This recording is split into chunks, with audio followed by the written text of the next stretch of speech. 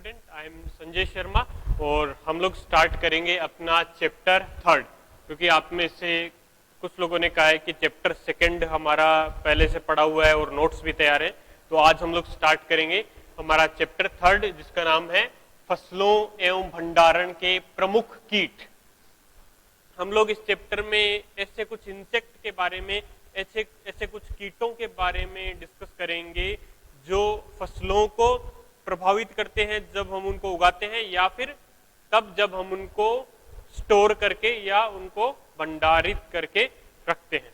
ठीक है, तो देखिए विज्ञान, सबसे पहले अगर हम देखें विज्ञान की वह शाखा जिसमें हम कीटों का अध्ययन करते हैं। ठीक है, पहला पॉइंट हमें याद रखना है, विज्ञान की वह शाखा जिसमें हम कीटों का अध्ययन करते हैं कीट विज्ञान या एंटोमोलॉजी कहलाती है। साइंस की उस ब्रांच को हम कहेंगे कीट विज्ञान। ठीक है, तो पहला पॉइंट इस चैप्टर में याद रखना है, विज्ञान की वह शाखा जिसमें हम कीटों का अध्ययन करते हैं कीट विज्ञान कहलाती है। अगर हम देखें कीटों का वर्गीकरण, ठीक है, क्योंकि देखिए हर एक प्राणी का, हर एक जंतु का, हर एक पादप का वर्गीकरण है। ठीक है, उसका फाइलम है और उसका क्लास है, उसकी जीनस है, उसकी स्पीसीज है। तो अगर इतना डिटेल में हम इसमें नहीं पढ़ेंगे, हम लोग यहां पर पढ़ते हैं। देखिए कीटों का जो संघ है वो है ऑर्थ्रोपोडा।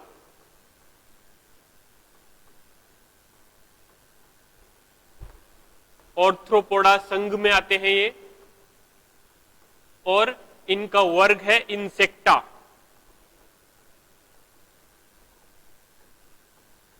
इंसेक्टा वर्ग में आते हैं ये। ठीक है, दो पॉइंट हमें याद रखने हैं कीटों के वर्गीकरण में, कीट ऑर्थ्रोपोडा संघ में और ऑर्थ्रोपोडा संघ के इंसेक्टा वर्ग में आते हैं। ठीक है स्टूडेंट, उसके बाद देखिए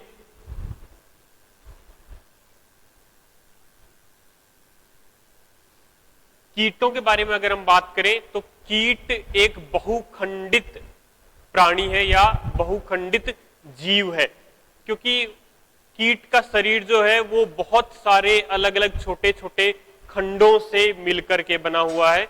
ये कीट जो है वो लंबाकार और खंडित, बहुखंडित संरचना है, बहुत सारे छोटे छोटे खंड होते हैं इसमें। अगर हम देखें कि कीट का शरीर जो है वो 3 भागों में विभक्त रहता है। पहला भाग है सिर, वक्ष और उदर। ठीक है, तो कीट जो है इन 3 भागों में विभक्त रहता है और कीट का शरीर लगभग 20 अलग अलग खंडों से मिलकर के बना होता है। कीट के शरीर में लगभग 20 खंड होते हैं और इसका पूरा शरीर लगभग 3 भागों में विभक्त रहता है, सिर, वक्ष और उदर। जिसमें अगर हम देखें 20 खंडों में इनको अगर बांटे तो सिर जो है वो लगभग 6 खंडों से मिलकर के बना होता है, वक्ष तल जो है वो लगभग 3 खंड से मिलकर के बना होता है, और बचे 11 खंड मिलकर के आपस में बनाते हैं इसका उदर। ठीक है, ये पॉइंट हमें याद रखना है। इसके अलावा अगर हम बात करते हैं सिर की, सिर में किसी भी इंसेक्ट के सर में अगर हम, या जो माउथ पोर्शन है जहां पर उसका मुख होता है, अगर हम उसमें देखें तो उसमें एक जोड़ी श्रृंगिकाएं पाई जाती हैं।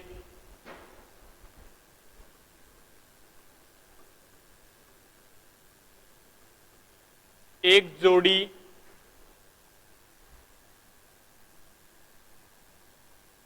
श्रृंगिकाएं, श्रृंगिकाएं यानी कि एंटेना। ठीक है, ये एक लंबी तंतुनुमा संरचना है जो वातावरण से संवेदनाएं ग्रहण करने के काम में आती है। तो एक जोड़ी श्रृंगिकाएं होती हैं। इसके अलावा एक जोड़ी संयुक्त आंखें होती हैं।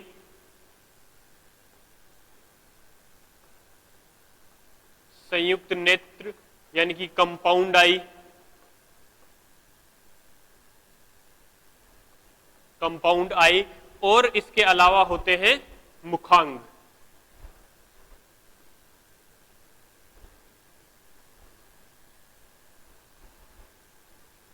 मुखांग, ठीक है। तो ये सब किसी भी कीट के पहले भाग में, यानी कि सिर, जो कि लगभग 6 अलग अलग खंडों से मिलकर के बना हुआ है, जिसमें एक जोड़ी श्रृंगिकाएं पाई जाती हैं, श्रृंगिकाएं यानी कि एंटेना, ठीक है, एक जोड़ी एंटेना पाई जाती हैं, और एक जोड़ी संयुक्त नेत्र या संयुक्त आंखें होती हैं, और इसके अलावा होती है मुखांग, ठीक है, मुख के अलग अलग भाग, जिसमें वह किसी भी फसल को तोड़ने या उसको काटने का कार्य करता है, या फिर और छोटे कीटों को काटने या उनको मारने का कार्य करता है, उनको खाने का कार्य करता है। इसके अलावा होता है दूसरा जो भाग है वो है वक्ष। इस भाग में 3 जोड़ी बहुखंडीय और संधित टांगे पाई जाती है। 3 जोड़ी बहुखंडित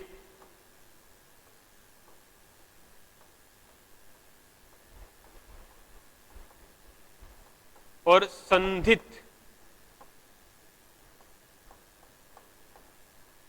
टांगे, ठीक है, 3 जोड़ी, यानी कि एक कीट में लगभग 6 पैर होंगे, जो कि बहुखंडित, जो पैर हैं वो भी अलग अलग खंडों से मिलकर के बने हुए होते हैं, और ये संधित, आपस में जुड़े हुए होते हैं। इसके अलावा कीट की अगर हम बात करें तो कीट में लगभग 2 जोड़ी या 1 जोड़ी, या फिर जो पंख है वो पूर्ण रूप से अनुपस्थित होते हैं, या तो 2 जोड़ी हो सकते हैं, 1 जोड़ी हो सकते हैं, या फिर पूर्ण रूप से अनुपस्थित हो सकते हैं। और जो पंख होंगे वो वक्षस्थल या उदर में स्थित होंगे, या तो वो वक्षस्थल में होंगे या उदर में, या दोनों में हो सकते हैं, ठीक है, थोड़े से वक्षस्थल में और थोड़े बहुत उदर स्थल में होंगे, ठीक है। तो ये एक सामान्य परिचय है कीट के बारे में, ठीक है। सबसे पहला पॉइंट याद रखना है कि विज्ञान की वह शाखा जिसमें हम कीटों का अध्ययन करते हैं, कीट विज्ञान या एंटोमोलॉजी कहलाती है। अगर हम वर्गीकरण करें कीटों का, तो कीट आर्थ्रोपोडा संघ के इंसेक्टा वर्ग में, ठीक है, इंसेक्टा वर्ग में इनको वर्गीकृत किया गया है, इनको रखा गया है। कीट जो है इनका शरीर बहुखंडित होगा, लगभग 20 अलग अलग खंडों से मिलकर के इनका शरीर बना होता है, जो 3 भागों में बटा रहेगा, सिर, वक्ष और उदर। सिर के लगभग 6 खंड होते हैं, वक्ष के लगभग 3 खंड होते हैं, और उदर के लगभग 11 खंड होते हैं, ठीक है। अगर हम सिर की बात करें तो सिर में 1 जोड़ी श्रृंगिकाएं पाई जाती है, यानी कि एंटीना पाया जाता है, 1 जोड़ी संयुक्त नेत्र पाए जाते हैं, और मुखांग पाए जाते हैं। वक्ष में 3 जोड़ी बहुखंडित एवं संधित पैर या टांगे पाई जाती हैं। उदर, जो कि लगभग 11 खंडों से मिलकर के बना होता है, उसमें 2 जोड़ी 1 जोड़ी पंख पाए जा सकते हैं, या फिर वो पंख पूर्ण रूप से अनुपस्थित हो सकते हैं। इसके अलावा देखें कि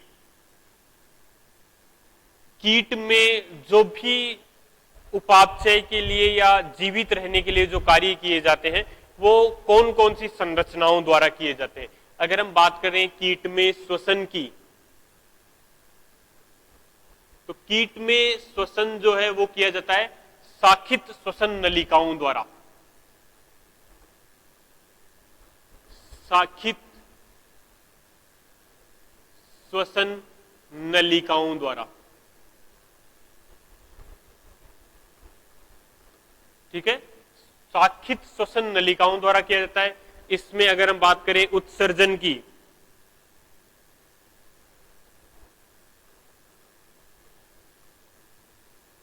उत्सर्जन जो है किसी भी कीट में उत्सर्जन किया जाएगा मेलपीगी नलिकाओं द्वारा,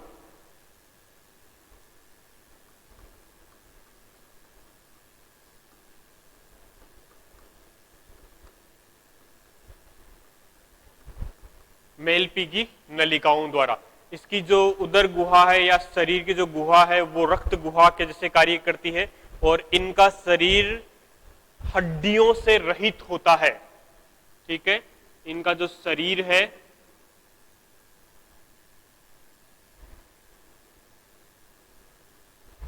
हड्डियों से रहित होगा, से रहित। ठीक है, इनके पूरे शरीर में किसी भी तरह की कोई बोन या कोई भी हड्डी नहीं पाई जाएगी। ठीक है, इनमें कंकाल जो होगा वो बाह्य कंकाल होगा। ठीक है, कंकाल दो तरह के होते हैं, एक तो आंतरिक कंकाल, जैसे मनुष्य में आंतरिक कंकाल पाया जाता है, शरीर के अंदर कंकाल यानी कि हड्डियां पाई जाती हैं। एक होता है बाह्य कंकाल, बाह्य कंकाल जो शरीर के बाहर पाया जाता है। ठीक है, तो कीटों में हमेशा बाह्य कंकाल पाया जाता है।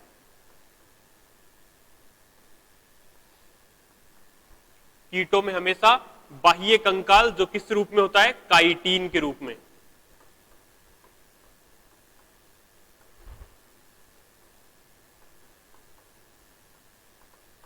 ठीक है, काइटिन के रूप में होगा।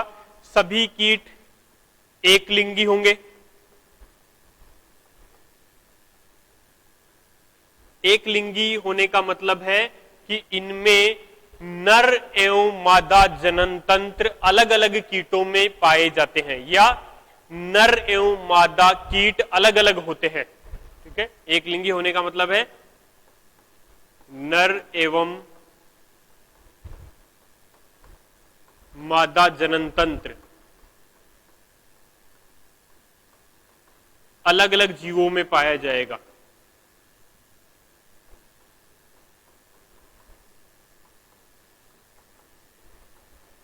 अलग अलग जीवों में पाया जाता है।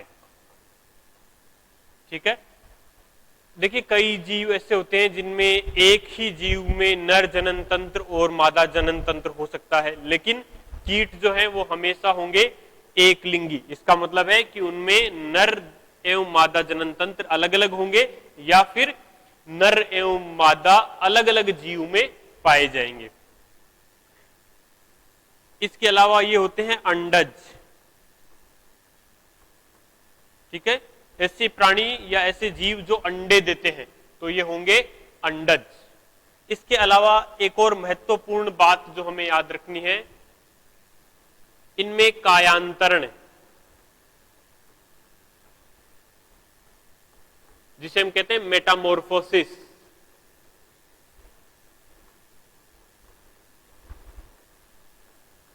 कायांतरण हमेशा भ्रूण निर्माण के बाद होता है। भ्रूण निर्माण के बाद होता है। ठीक है, कायांतरण हमेशा ही भ्रूण के निर्माण के बाद में होगा। अब बात आती है कि कायांतरण होता क्या है। देखिए, कायांतरण एक प्राकृतिक प्रक्रिया है। कायांतरण क्या होता है? कायांतरण एक प्राकृतिक प्रक्रिया है।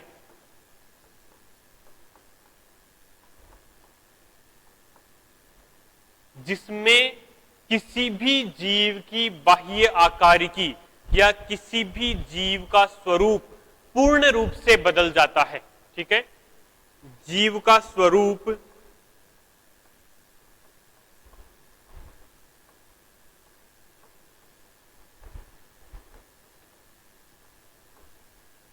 पूर्ण रूप से बदल जाता है।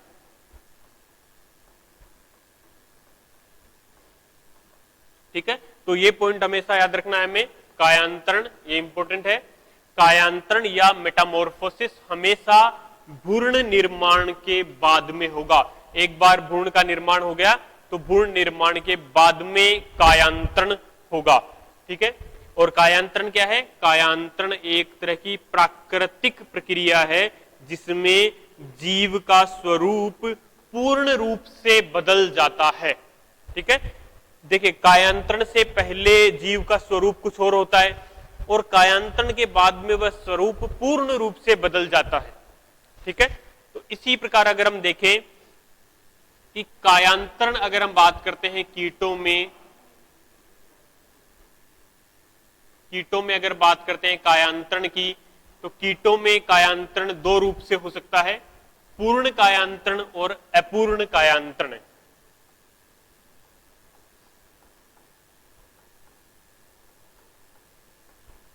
पूर्ण कायांतरण एवं अपूर्ण कायांतरण।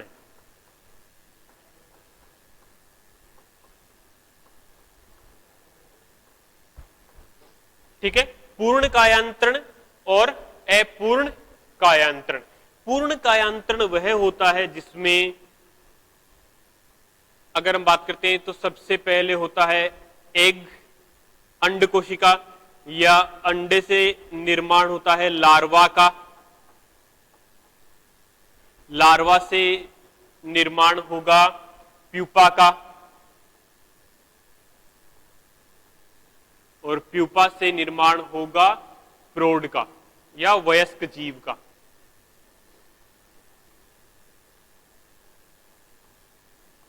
वयस्क जीव का, और वयस्क जीव फिर क्या बनाएंगे, अंडे।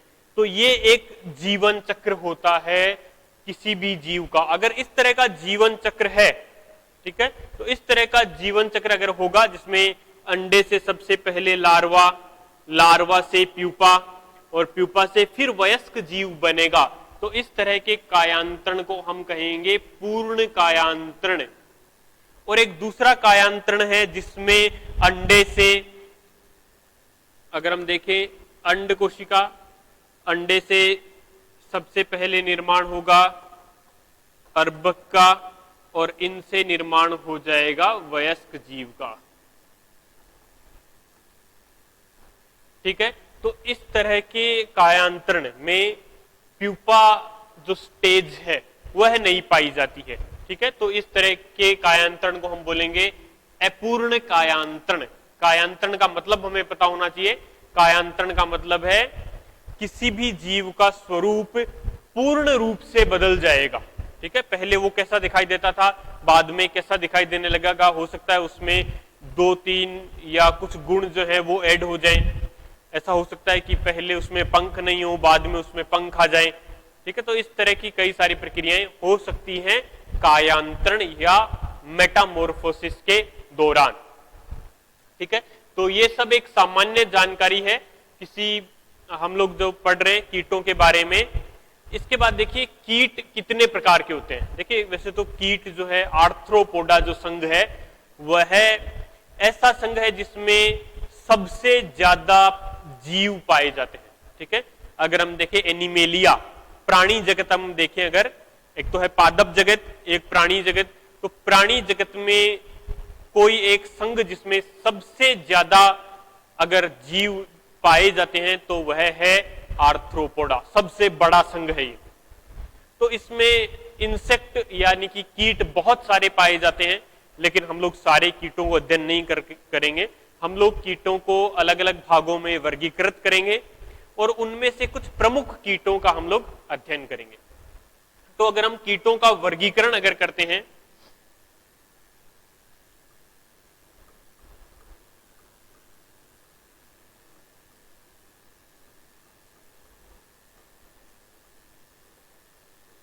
अगर हम कीटों का वर्गीकरण करते हैं तो कीटों का वर्गीकरण कई तरीके से किया जा सकता है। एक तो ऐसी वर्गीकरण जिसमें अलग अलग फसल यानी कि खरीफ की फसल, रबी की फसल, इनको अगर कोई कीट प्रभावित करता हो, ठीक है, या फिर कोई भी पर्टिकुलर ऋतु, ठीक है, ऋतु मतलब सर्दियों में, गर्मियों में, या और भी अगर कोई ऋतु है तो उसके हिसाब से कीटों का वर्गीकरण, या फिर वर्गीकरण हम पढ़ते हैं वैज्ञानिक रूप से। वैज्ञानिक रूप से मतलब किसी भी कीट का संपूर्ण वर्गीकरण जब हम करते हैं, ठीक है, तो वो काफी बड़ा हो जाता है वर्गीकरण। लेकिन हम लोग अगर देखें तो अगर देखें पहले ऋतु में यानी कि खरीफ की फसल में कौन कौन से कीट होंगे,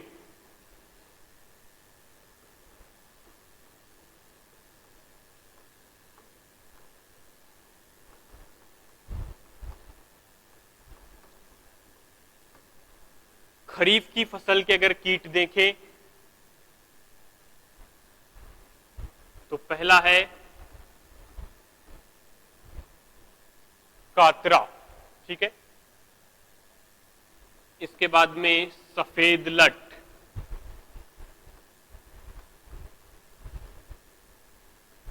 इसके बाद है खरीफ का टिड्डा,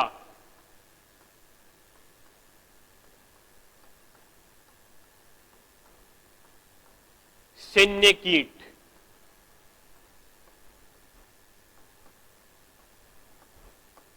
ठीक है, सैन्य कीट, एक्सेट्रा, ठीक है।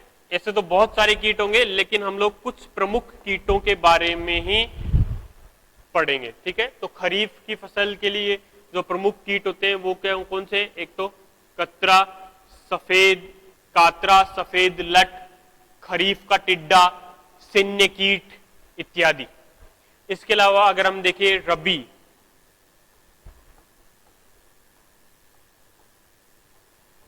की फसल के कीट,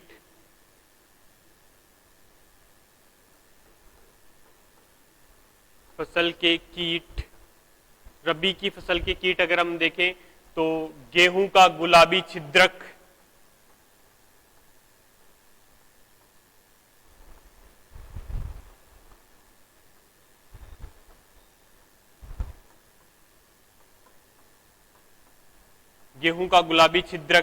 सरसों का मायोला,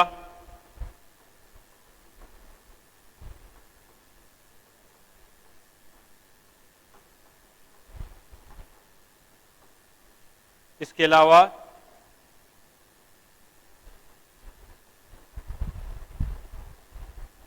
फली छिद्रक,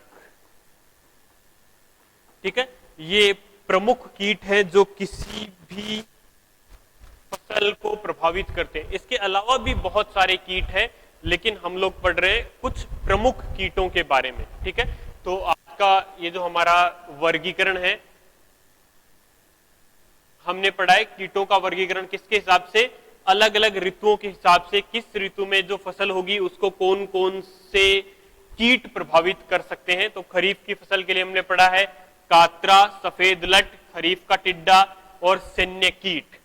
रबी की फसल के लिए जो कीट होंगे उसमें गेहूं का गुलाबी छिद्रक, सरसों का मोयला और चने की फली का छिद्रक, ये प्रमुख कीट है। अब अगर हम देखें अलग अलग कीट जो अलग अलग फसलों को प्रभावित करते हैं, जैसे कि धान की फसलें, ठीक है, दलहन की फसलें, उनको कौन कौन से कीट प्रभावित करते हैं, अगर हम वो देखें तो इसमें हम देख सकते हैं कि सबसे पहले आएगा धान्य की कीट, फसलों को प्रभावित करने वाले कुछ कीट।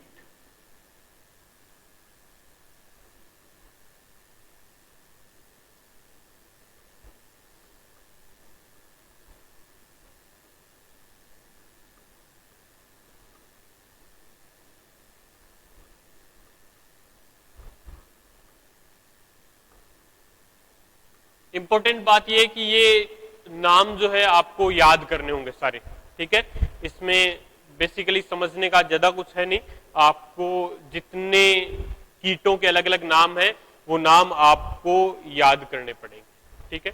तो अगर हम देखें पहले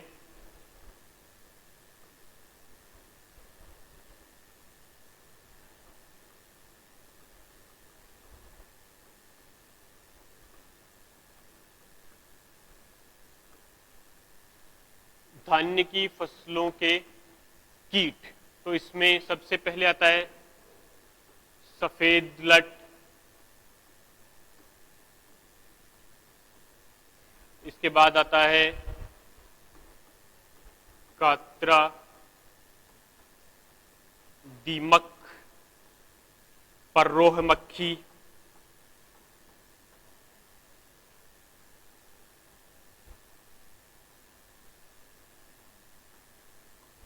इत्यादि, ठीक है। यह है धान की फसलों को प्रभावित करने वाले कुछ प्रमुख कीट, जिसमें कौन कौन से हैं, सफेद लट, कातरा, दीमक, पररोह मक्खी एक्सेट्रा, ठीक है। इसके अलावा अगर हम देखें दलहन की फसलों के कीट,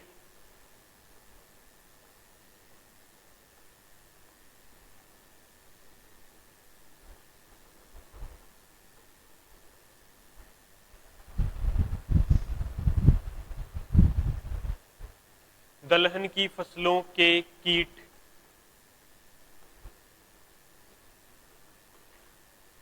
दलहन की फसलों में जिनमें दालें प्रमुख आती है तो चने का फली छिद्रक,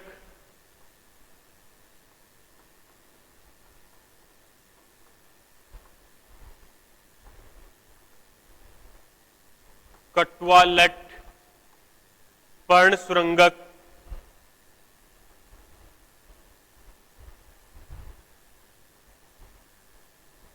इत्यादि एक्सेट्रा। ठीक है, ये प्रमुख कीट हैं। इसके अलावा अगर हम देखें सब्जियों को प्रभावित करने वाले कीट,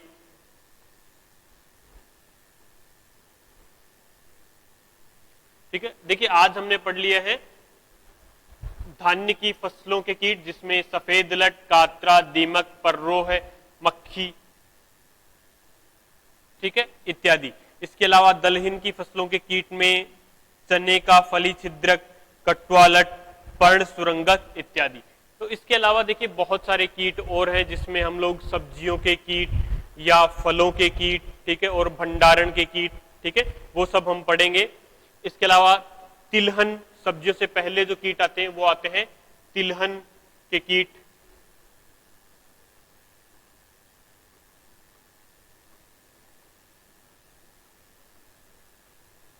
ठीक है, तिलहन को अगर हम देखें तो तिलहन जिनसे हम निकालते हैं तेल, तो इनमें सबसे प्रमुख है सरसों, सरसों के अलावा तिल और मूंगफली।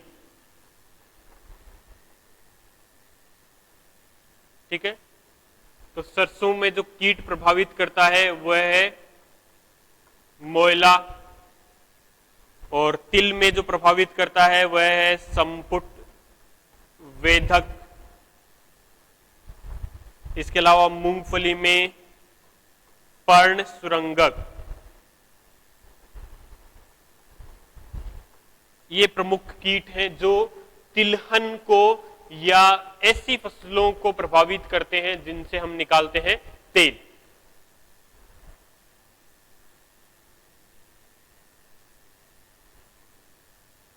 इसके अलावा सब्जियों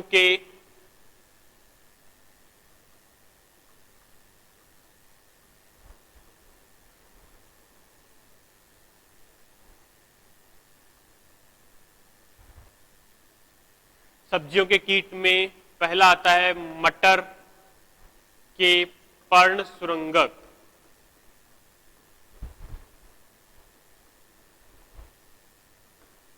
इसके अलावा आता है बैगन,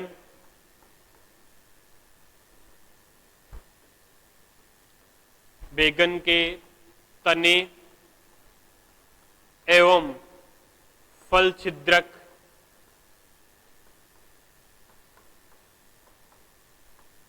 सफेद मक्खी,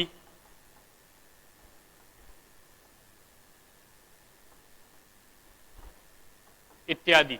ठीक है, इसके अलावा जैसे अगर हम देखें फल, तो फल में आम की छाल को खाने वाले, नींबू की तितली, ठीक है, भंडारण के लिए अगर हम देखें तो दालों की घुन, चावल की घुन, ठीक है, ये सब जो प्रमुख कीट हैं जो किसी भी फसल को प्रभावित करते हैं।